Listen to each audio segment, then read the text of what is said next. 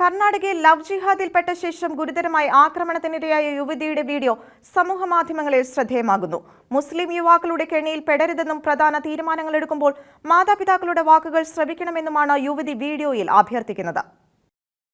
കർണാടകയിലെ ഗഡാഗിൽ ശരീരത്തിൽ 23ഓളം വെട്ടുകളേറ്റ യുവതിയെ ആശുപത്രിയിൽ പ്രവേശിപ്പിച്ചതോടെയാണ് സംഭവം മാധ്യമ ശ്രദ്ധയിൽ വന്നത്.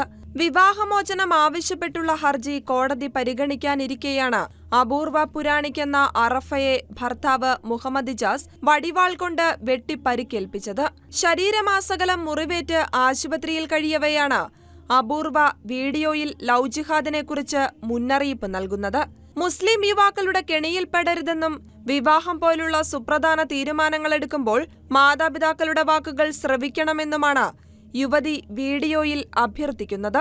ഹൂബ്ലിയിൽ MBAക്ക് പഠിക്കുന്നതിനിടെയാണ് ഇജാസുമായി പ്രണയത്തിലാകുന്നത്.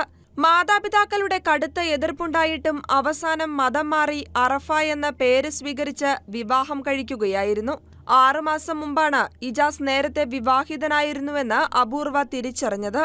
ഇതോടെ വിവാഹബന്ധം വേർപെടുത്താൻ നോട്ടീസ് നൽകുകയായിരുന്നു.